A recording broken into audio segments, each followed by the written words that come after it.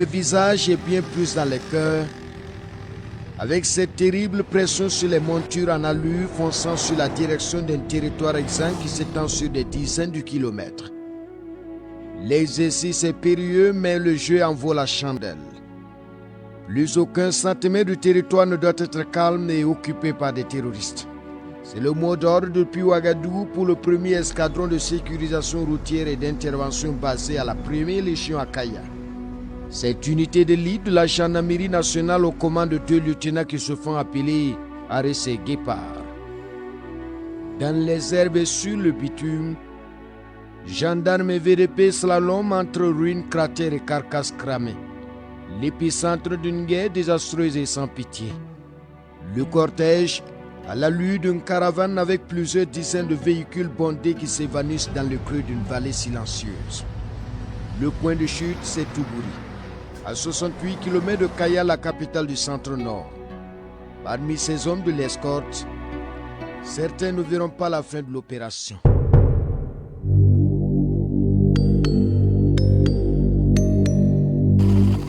Au bout de 3 semaines, nous voici en escorte légère pour retrouver l'équipe aux portes de Fika en pleine opération. Elle se remet peu à peu d'un deuil. 2 combattants sont tombés sur l'axe au premier jour de la mission avant la destination finale. 2 éléments, dit-on, compétents arrachés au groupe, qui a enregistré également 2 blessés par mine, évacués et pris en charge à Ouagadougou. La porte de Ouanoubien, triste et célèbre localité, cette carcasse de véhicule est le symbole de l'impitoyable vindicte que les terroristes ont réservé aux usagers de cet axe qui mène au Sahel. Certes, la rage de le reconquérir renaît, mais ce tronçon a longtemps été une hantise pour les soldats et ceux qui l'empruntent. Pick-up, remorqués par dizaines écrabouillés par des mines ou incendiés par les terroristes, joncent les abords de la chaussée. C'est la partie du Burkina qui a le plus enregistré de dégâts matériels et humains après le Sahel. 24% des déplacés internes au plan national viennent du centre-nord. Les chiffres sont du CONASUR. Les morts, eux, ne se comptent plus, du moins depuis un certain temps. Illustration autour de ce cratère béant. Cette bombe a tué 2 terroristes qui préparaient une embuscade à la mine à effet dirigée contre l'unité. L'explosion a projeté les corps de part et d'autre du bitume. L'odeur fétide enveloppe l'atmosphère suffocante, avec le danger perceptible dans ces épaves et ces marchandises calcinées. La véritable menace sur les axes routiers, pour ce qui concerne la population civile, c'est la menace idée qui pèse plus. Donc ces camions étant calcinés et immobiles sur les axes routiers constituent des endroits de piège pour l'ennemi et au passage de la population. Ils actionnent tout simplement les mines qui sont déjà posées, et ce qui crée une certaine terreur au sein de la population qui évite d'emprunter l'axe. Comme cet escadron, la gendarmerie nationale en dispose 6. 3 sont pour l'instant opérationnels. La mission, conquérir et assurer la viabilité des axes routiers stratégiques à travers des patrouilles en permanence. Celui-ci a pour rayon d'action Kaya-Dori, 177 km. La dédale obscurée a besoin d'un coup de balai. Mais prudence. Même cramé, cette ferraille peut être piégée. Récemment, un combattant en a été blessé. Nous avons des démineurs qui vont prendre tout le temps, checker le camion et s'assurer qu'il n'est pas piégé avant maintenant que la machine passe maintenant à l'œuvre. La grue passe à l'œuvre. On va tenter et amener au moins à 100-150 mètres de l'axe pour éviter toute surprise.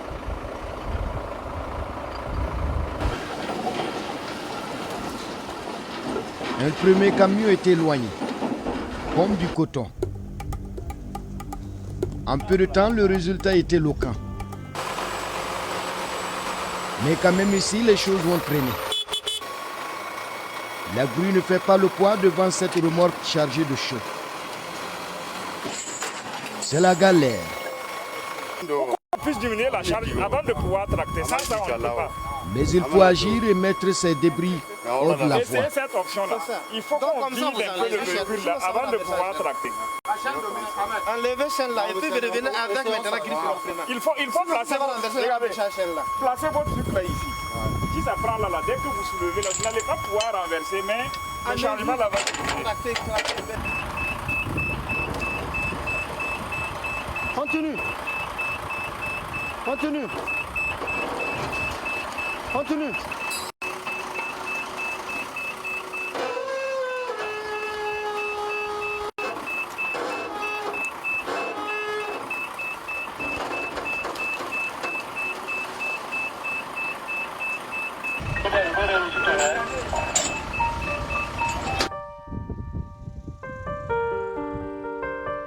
Un peu plus loin, des éléments supervisent ici l'enlèvement de maïs. Ce véhicule en panne a été incendié en partie, sauf les vivres. Les magasins à ciel ouvert pour les terroristes qui viennent s'approvisionner à volonté. Avec cette opération, c'est la fin du service libre et de la prise en charge gratuite. C'est aussi cela la mission des forces combattantes sur l'axe. Permettre aux victimes de récupérer le peu qui reste de leurs biens. À côté, une deuxième grue entre en jeu. Un squelette de car de transport est évacué au plus vite. L'engin est attendu à hauteur de Naré pour une mission de sauvetage. Cette localité, vous le savez, a été plusieurs fois victime d'attaques terroristes jusqu'à ce que les populations soient dégarpies. Et il y a un pont à quelques kilomètres d'ici qui a été plusieurs fois vandalisé puis reconstruit par les forces de défense et de sécurité. Mais là, on n'y va pas, on continue tout droit dans la broussaille pour récupérer un véhicule qui a été détourné par les terroristes.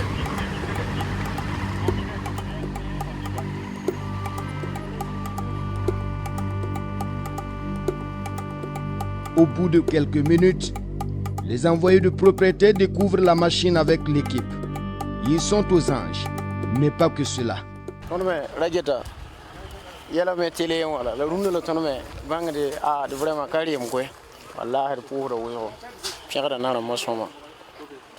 Depuis Rabitin, sur le jour de son la Ouzo, School of I know, don't come me what to be tangay. Don't be water. It hanta tonome, no will water or a matter bango. May walk on Gomiara. Eh, wallahi, not a matum, wallahi. Des envoyés reconnaissants, surtout le lieutenant Arès, qui supervise l'opération. Il faut que vous vous activez, il est déjà 16h, 17h, quand on parle. Donc vous avez en gros 1 heure de temps. Il est au cœur de toute la démarche. Ça peut aller, non? En tout cas, j'ai pu relever la plaque d'immatriculation, le numéro de la plaque, que j'ai transmis aux services compétents de la gendarmerie, qui ont fait une réquisition et adressée à la direction des transports. Et c'est là qu'on a pu remonter jusqu'au propriétaire qui est actuellement à Dori. J'ai pris contact avec lui et on a organisé pour qu'on puisse enlever le matériel là. Du matériel un peu saboté par les terroristes. Mais ici, le plus important est qu'il soit enlevé. Ce défi, difficile à relever. Déjà, plusieurs tentatives infructueuses. La grue peine a soulevé le mastodonte et son porteur.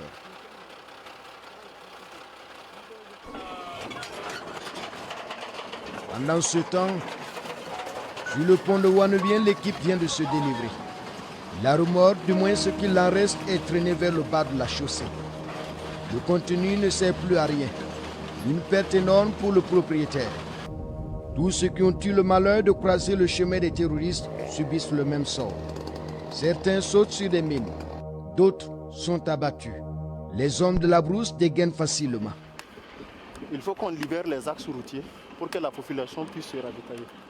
Si nous devrons à chaque fois ravitailler les différentes villes par convoi, ça sera très difficile pour nous.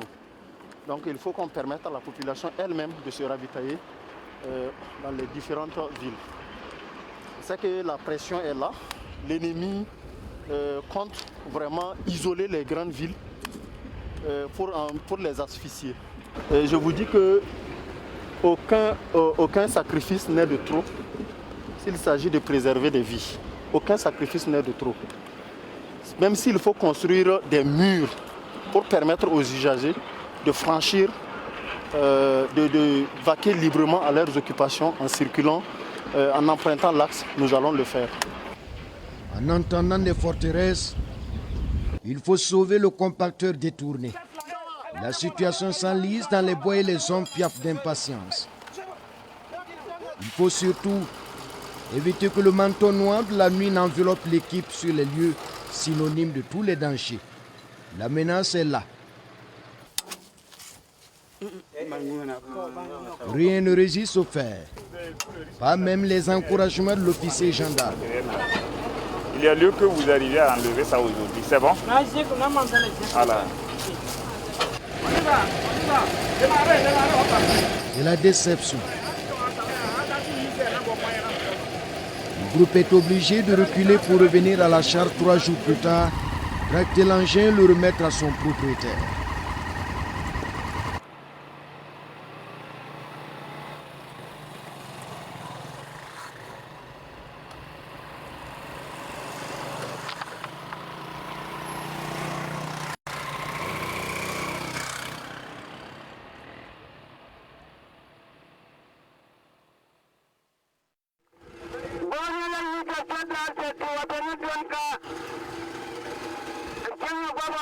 Nous sommes à quelques jours de la fin et la mission amorce un virage important avec au menu une activité majeure.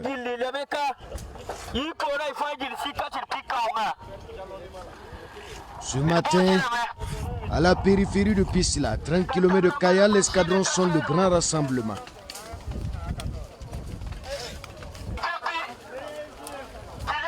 Tronçonneuse, hache et machette. L'arsenal d'une guérilla contre les cachets de tireuses embusqués, les guetteurs et autres poseurs de bombes.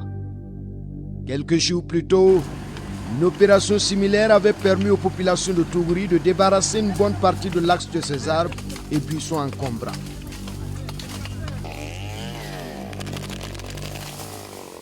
Le théâtre des combats. L'ambiance est colorée des racines aux branches. Tous ont répondu présents à l'invitation de l'unité.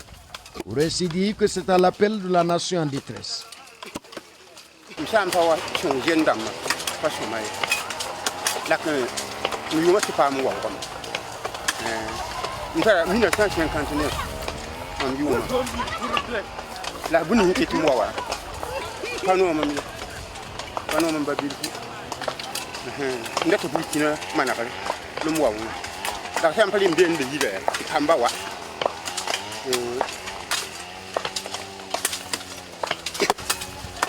À 64 ans, les os et les muscles ne répondent plus à la perfection pour ce vieil homme, sauf la rage d'en finir avec le terrorisme. Une colère contagieuse qui ravage buissons gros et petits arbres à coups de machette.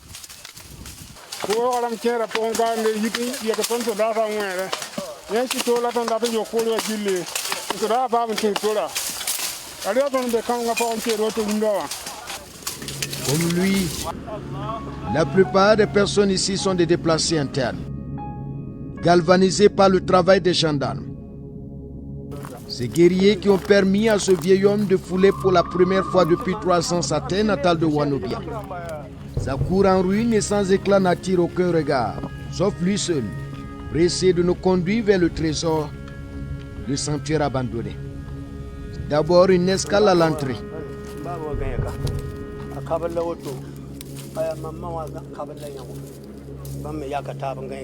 Rien que des fantômes qui ne parlent pas et le décor d'un effroi sans fin.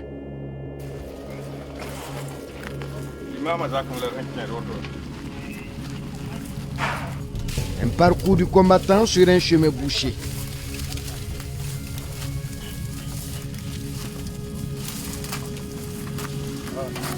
Enfin, nous voici à la porte.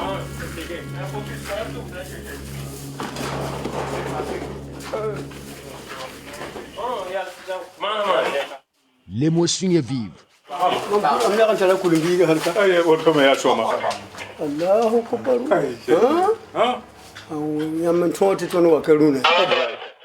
Un miracle vient de se produire.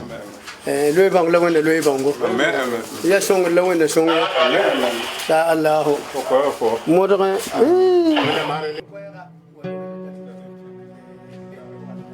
L'enfer terroriste à la porte du désert. Wanoubi a demeuré jusqu'ici le tombeau de tous les espoirs. Égorgé ou abattu de sang-froid, pour nombre de ces populations, l'ultime choix était la fuite ou la mort. L'enjeu pour les soldats est de redonner vie aux tronçons et de paralyser ce cordon stratégique de l'économie du centre nord du Sahel. Mais à quand le bout du tunnel? Les terroristes les guettent en permanence et le font savoir depuis la radio. Ils revendiquent ce territoire comme leur fief imprenable. Reste à savoir s'ils ont encore les moyens de s'y parader et pour combien de temps. Nous voyons des GATT qui sont en train de s'organiser tout autour de nous, de notre position. Comme vous pouvez bien le constater, ils sont en train de s'organiser. Ça, c'est un premier groupe. Il y a un deuxième groupe également ça c'est du côté sud. Il y a un deuxième groupe du côté nord qui est en train de s'organiser. Mais notre drone a pu les apercevoir en train de s'organiser autour de notre dispositif. Certainement, c'est pour attaquer la position et empêcher la poursuite des travaux. Hirondelle ici, Phoenix, pardon. Un regroupement GATA aux alentours de Phoenix.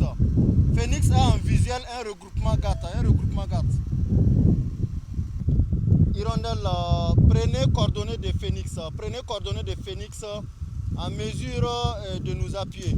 L'attente va être longue et stressante. La demande est forte pour l'ange volant. Mais le souhait des combattants ici est que chaque unité soit dotée d'un drone de combat, de la logistique et du personnel en nombre. En attendant, le commando s'organise avec les moyens de bord pour stopper la colonne de fous en branle. Seule l'inquiétude, la population civile qui fait craindre des victimes collatérales en cas d'affrontement ouvert. Explication du lieutenant Guépa qui actionne son plan de salut. Faites environ 2 km dans cette direction. 2 km. 2 roquettes. Juste pour la dissuasion. Et c'est la débandade pour ce groupe.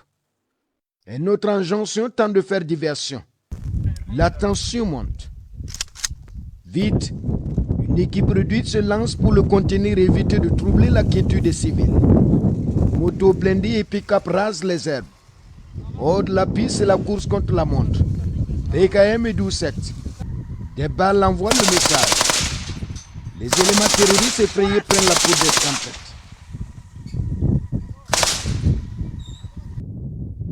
Les hommes ont bien pris la mesure du danger. Le lieu est un point de passage des groupes terroristes.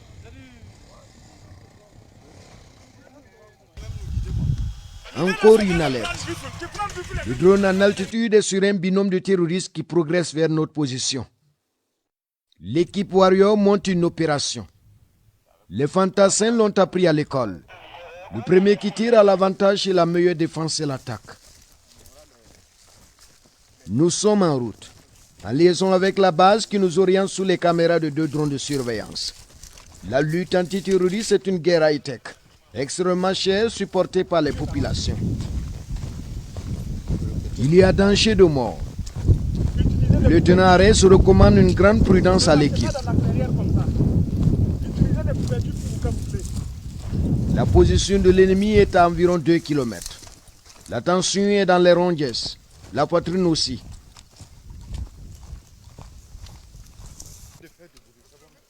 L'équipe d'appui prend position là.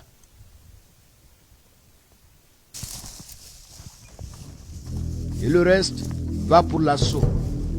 L'envie de croquer du terrorisme monte. Le périmètre est boisé et complique la manœuvre. Mais les hommes vont faire avec.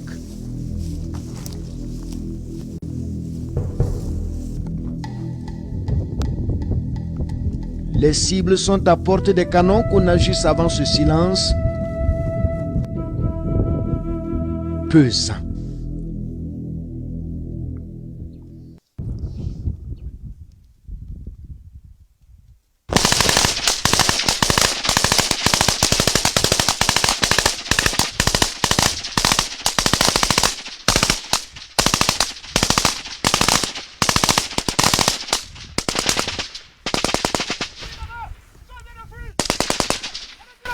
Panique dans les bois.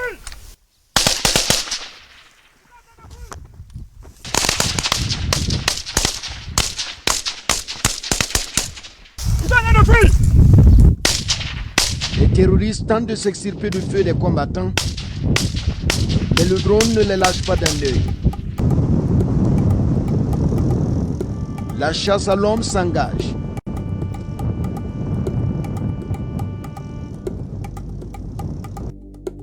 Celui-là en blanc est à bout de souffle. Il est chanceux. Le drone vient de le perdre.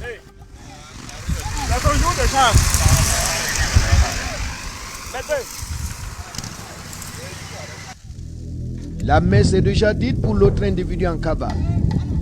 Le verdict sans pitié.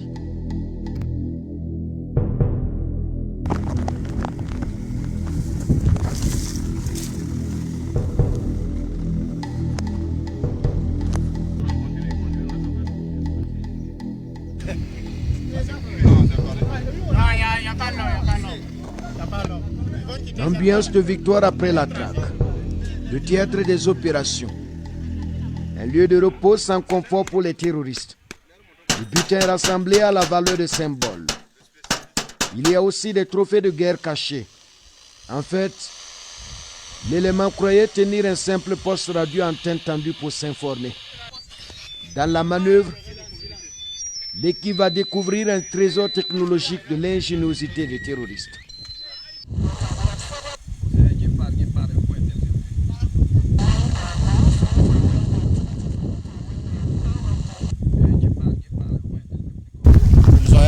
Je ne sais pas comment ils se sont débrouillés, mais à travers ce poste émetteur, ce poste récepteur, ils arrivent à intercepter notre communication.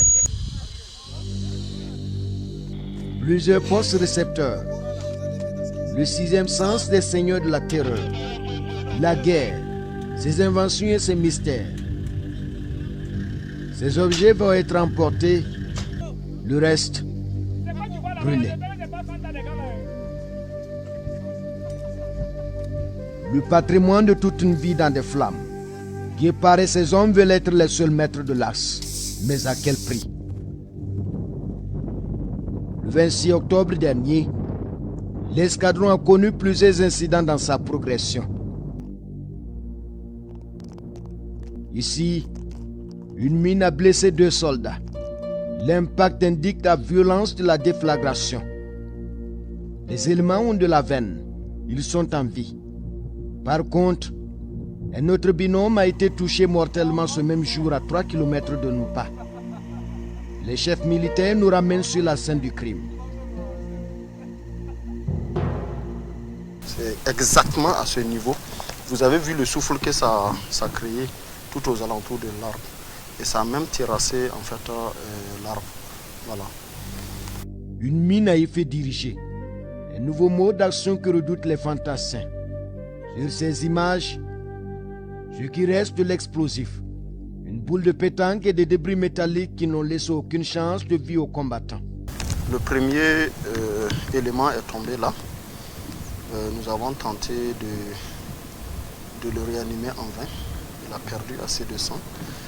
Le deuxième, lui, il était là.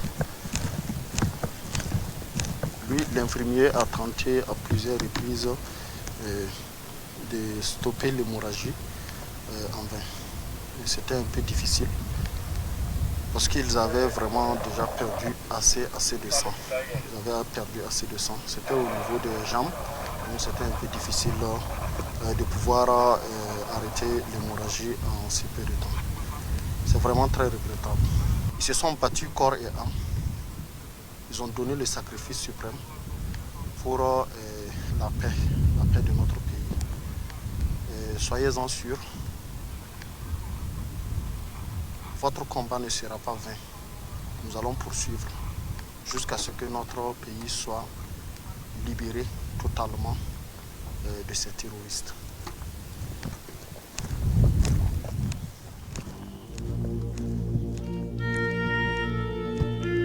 Les traces du sang des guerriers, le prix de la reconquête de la porte du Sahel. tempête pour tout Phoenix. Dans ces contrées comme ailleurs, les soldats refusent de rengainer malgré les coups durs. D'ailleurs, dit-on ici, les unités reprennent du poil de la bête. Les terroristes n'ont plus l'initiative des combats, sauf à se rabattre sur des mines qu'ils ensemencent le long de ce labyrinthe, pour l'instant fantomatique qui relie des villages en ruine, sans vie. La politique de la terre brûlée et la loi des terroristes qui s'en prennent aux biens privés et publics.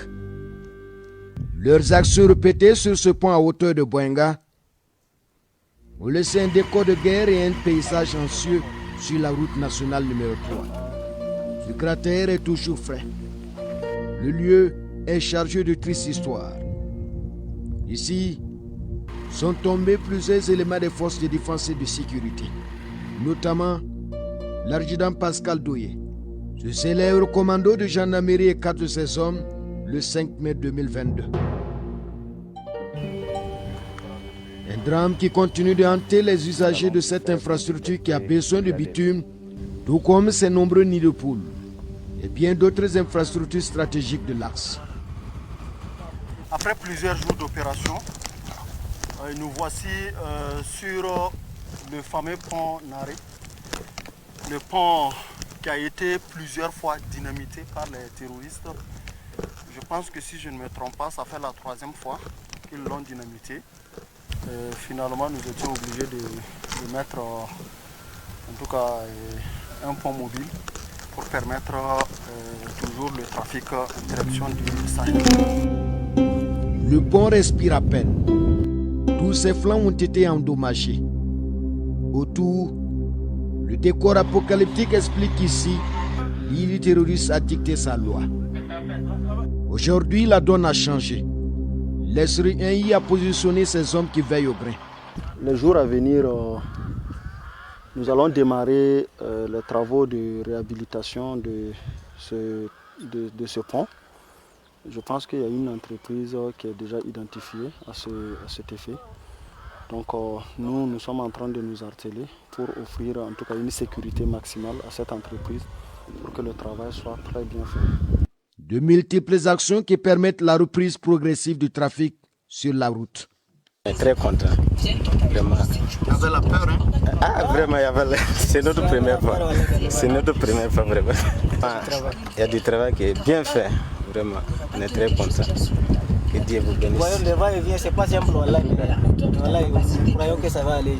En tout cas, que Dieu ramène la paix.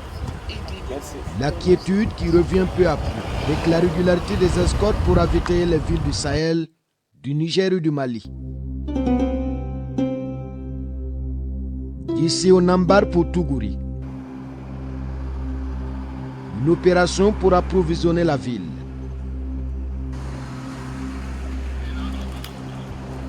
Motos et véhicules vrombissent.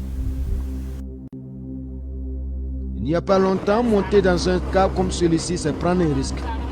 À bord, l'ambiance est faite. Tout le monde apprécie le bon boulot des combattants.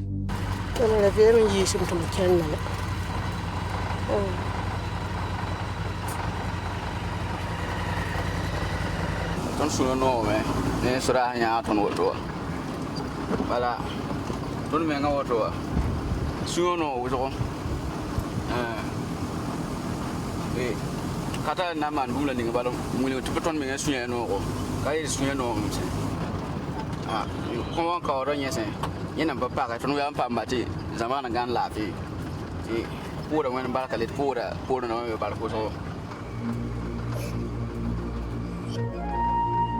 Au bout de quelques minutes, voici à destination.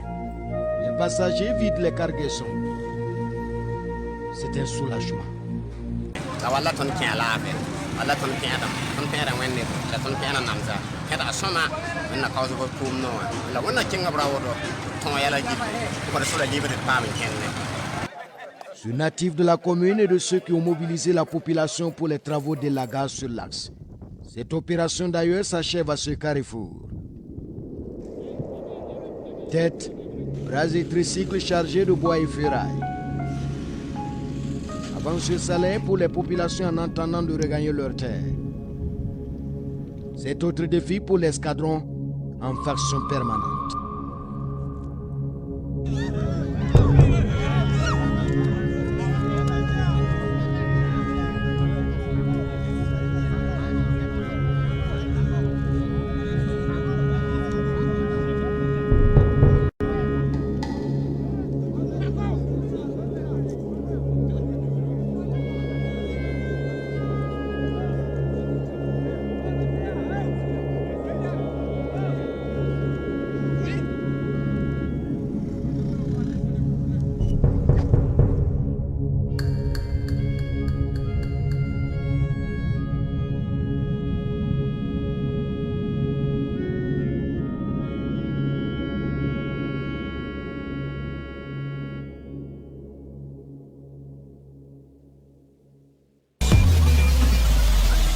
L'Iradan Philippe Ada que nous retrouvons juste après ce grand reportage. Bonsoir l'Iradan.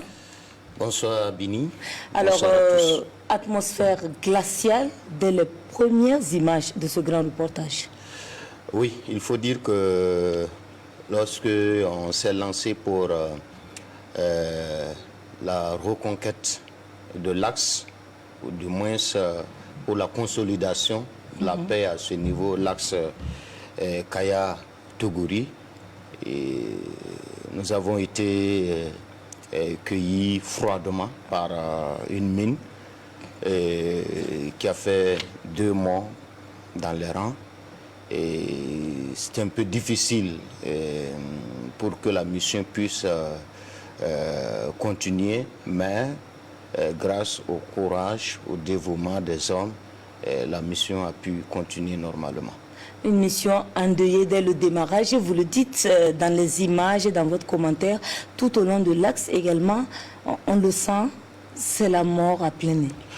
Oui, il faut dire que c'est un axe très stratégique que les terroristes voulaient à tout prix garder, prendre, occuper. Ils ont eu un peu de temps pour le faire. Lorsque vous arrivez, il y a des véhicules, des cars, des remorques calcinés tout au long du tronçon. Et il y a aussi des corps à certains niveaux en état de putréfaction. Ça veut dire qu'ils sont... Ouanoubien, par exemple, a été pendant longtemps leur fief. Et malgré les grandes actions, ils se faisaient sentir, j'allais dire, se signaler. Vous le dites souvent, ils venaient parader. Ils venaient parader, mais avec le temps, ces derniers temps, effectivement, leurs mouvements ont été réduits. Et puis, bon, avec cette opération encore, ça s'est accentué. Mais il y a toujours, le serpent n'est pas totalement mort et qu'il y a des actions qui doivent être davantage entreprises. Ils ne relâchent pas, ils reviennent toujours. Oui, ils reviennent parce que, comme je l'ai dit tantôt, c'est leur fief et ils font tout pour y rester parce que certainement ça y va aussi de leur survie. Donc, vous avez parlé dans l'élément également d'un axe qui est assez stratégique. Pourquoi il est temps pour ces groupes armés? On a évoqué le commerce. Est-ce qu'il y a d'autres raisons également? Oui, bien sûr que le commerce, c'est la plus grande partie, c'est ce qui fait de l'axe un axe stratégique, sa particularité, parce que c'est aussi la porte, c'est un cordon économique pour le Sahel, le Grand Sahel. Vous voyez, c'est lorsque les gens, les commerçants, les routiers quittent par exemple la Côte d'Ivoire, il faut nécessairement passer par Dori pour aller, pour desservir par exemple les villes du Niger et du Mali. Donc les terroristes faisaient tout possible pour bloquer, asphyxier la ville par exemple de Dori et même les villes avant Dori. Donc c'est vraiment un axe hautement stratégique que l'escadron a tenté de récupérer et d'occuper pour ne pas laisser les terroristes détruire l'économie complètement au niveau de cette partie de Burkina. Et la particularité de ces escadrons, c'est surtout de sécuriser ces axes routiers. Oui. La gendarmerie nationale dispose de 6 escadrons. Il y a pour l'instant 3 qui sont opérationnels, repartis entre les 3 premières légions, c'est-à-dire la première légion, la deuxième et la troisième. La première qui est basée à Kaya, la deuxième basée à Bobo-Dioulasso, la troisième à Ouagadougou. Alors donc, leur rôle, ces escadrons, c'est de pouvoir reconquérir les axes, assurer la viabilité et permettre aux populations de pouvoir circuler librement et également accompagner les escortes, escorter les convois de ravitaillement des villes et puis détruire les bases terroristes qui sont au niveau de leur zone de déploiement. Et on l'a vu, les terroristes qui sont également de plus en plus ingénieux avec ces radios d'interception des communications de nos forces de défense. Ça, c'était la surprise pour moi, parce que les forces combattantes déjà sont habituées à ce type de surprise ou bien de découverte. Mais pour moi, civil, c'était nouveau. C'était nouveau de voir un simple poste radio qui permet d'écouter, d'intercepter des communications.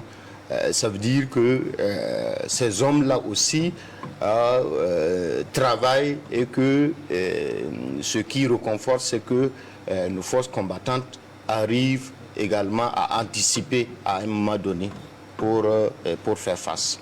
Et vous, cette fois-ci, pourquoi est-ce que vous avez décidé d'embarquer avec la gendarmerie nationale? Parce que il faut dire que toutes les forces sont sur le terrain aujourd'hui et combattent. Donc, nécessairement, au niveau des axes, vous savez que ces axes routiers sont vraiment le cordon de notre économie et qu'il va falloir nécessairement aller voir ce que ces personnes-là font aussi, c'est-à-dire ceux des escadrons font pour permettre à l'économie de rouler normalement. Donc, il était pour moi nécessaire de pouvoir aller et de rendre compte de ce qu'ils font comme travail. Également, toutes les forces, comme je le disais tantôt, travaillent et chacun doit être mis en lumière pour que les populations puissent davantage être encouragées à les accompagner sur le terrain. La lutte se mène au niveau de plusieurs aspects. On a vu également cette symbiose entre les populations et puis la gendarmerie sur le terrain. Oui, ça a été vraiment un coup de cœur pour moi parce que à Wanobien surtout, on a vu la population de Piscila, de Tougouri se mobiliser pour élaguer la voie. Donc, j'ai vu par exemple un vieux, vous l'avez vu dans les images, de 64 ans qui faisait tout possible pour aussi apporter sa contribution et permettre aux forces combattantes de pouvoir faire normalement leur travail. Donc, ça veut dire que la lutte, elle est partagée. C'est tout le monde qui doit mettre sa main pour que les forces de défense et de sécurité puissent accomplir leur travail sereinement. Et là, ça réconforte. Et là, c'est un modèle qu'il faut copier nécessairement, parce que ces personnes-là, honnêtement, ont presque tout perdu. C'est juste l'espoir. Et cet espoir-là est suscité par les forces combattantes qui sont à leur côté. Donc, elles font tout pour montrer également qu'elles peuvent aussi continuer à contribuer malgré la détresse dans laquelle elles sont. Et elles souhaitent un changement pour les générations futures. Tout à fait. Parce que lui, à 64 ans, il n'a plus peut-être un long avenir devant lui. Il travaille pour les générations à venir. Et là, c'est un modèle à copier. D'accord. Alors, Liradam Philippe Ada, dernière question. Qu'est-ce que vous avez rencontré comme difficulté, mais aussi comme particularité au niveau de cette mission? Bon, difficulté déjà, il faut dire que quand vous prenez cette route-là avec le lot le volume d'émotions qu'on a déjà, à voir toutes ces carcasses, à voir des populations qui ressentent l'espoir, qui revivent l'espoir, ça vous fait, comme je le disais tantôt, c'est un flot d'émotions. C'est un flot d'émotions. Et à part cela, je pense que tout s'est bien passé, hormis également cette situation, ce drame qu'on a vécu au premier jour. Il faut le dire, je n'étais pas sur place parce que j'ai accompagné l'escadron jusqu'à Aïma et je me suis retourné pour d'autres tâches avant de repartir pour la dernière semaine. Et ça faisait 4 semaines que les hommes étaient sur le terrain. Et on rend justement hommage à ces hommes qui se battent sur le terrain. Hommes qui se battent et sur aussi le terrain. À ceux qui ont perdu la vie. La vie, naturellement. C'est avec beaucoup d'émotion, surtout que j'ai pu mettre pied sur certaines localités. Par exemple, tristement célèbre, le pont de Boinga, où le gendarme Doye Pascal et ses hommes sont tombés. Il y a beaucoup d'autres FDS qui sont tombés. Vous voyez des pick-up. Mais ça, le pont Naré également, qui a été plusieurs fois dynamité. Le pont de Naré également. Et il faut signaler qu'il y a du travail qui est fait parce qu'aujourd'hui, il y a une unité qui est positionnée là-bas et qui veille. De façon permanente. De façon permanente pour que le pont ne soit pas encore détruit, à nouveau détruit. Donc, aujourd'hui, c'est un pont en fer, de passage. On rappelle que c'est le génie militaire qui a travaillé justement à restaurer ce pont. Parce que le pont a été dynamité 3 fois et à chaque fois, le génie militaire repartait pour permettre aux populations de circuler. Aujourd'hui, l'axe a repris, les populations circulent, sont escortées pour l'instant par l'escadron et d'autres unités des forces de défense et de sécurité. Donc tout ça, c'est vraiment une belle expérience que j'ai pu vivre. Et très rapidement, les difficultés que vous avez rencontrées? Comme je le disais tantôt, il n'y a pas eu, à part le risque qui est permanent, qui est partagé par tous ceux qui sont là, les forces combattantes, mais j'ai vu des gens, peut-être des leçons, des gens dévoués, très engagés pour la cause de leur pays. Et c'est ça qui est réconfortant. Ils sont vraiment engagés. En tant que civil, vous ne vous sentez pas exposé, impuissant, lorsque vous êtes au milieu d'hommes armés qui peuvent se défendre, tandis que vous n'avez que votre caméra et votre micro? Oui, je ne cesserai pas de le dire, hein, c'est un engagement et quand on s'engage, on sait il y a tous les risques. Voilà, c'est à ces risques. Et là, je n'ai vraiment pas peur. C'est après souvent après avoir rendu l'élément, le reportage, que je m'assois, souvent je réfléchis, je dis mais tu es fou, tu as posé cet acte, ça pouvait facilement te coûter la vie, mais je pense que les forces combattantes qui sont sur le terrain, qui se battent, je veux dire quoi, ma vie ne les dépasse pas. Ma vie en tant que reporter ne les dépasse pas, parce que ces enfants aussi, c'est des enfants des gens qui se battent pour la libération de leur pays. Et nous, notre contribution en tant que journalistes, c'est de les mettre en lumière pour que le monde puisse voir le combat qui est mené et l'engagement qu'ils ont de pouvoir aussi donner, offrir l'espoir, redonner l'espoir aux populations qui nous demandent aujourd'hui qu'à vivre dans la paix et dans on la va sérénité. justement rendre également hommage à l'ensemble des journalistes du Faso. Il y a pas mal de journalistes en tout cas qui travaillent justement à soutenir les forces de défense et de sécurité et ceux qui sont également sur place à Ouaga, qui traitent l'information et tout ceci contribue justement à ce que le Burkina Faso... Il faut aussi penser à ceux qui sont au niveau des zones rouges et qui se battent toujours, qui font leur travail, surtout les radios communautaires. C'est des gens qui mouillent le maillot, comme on le dit. Merci bien, Lirada Philippe Ada. Merci, chers téléspectateurs, de nous avoir suivis. On se retrouve en 2024 pour un nouveau numéro de 52 sur la RTB. Dieu voulant, bonsoir.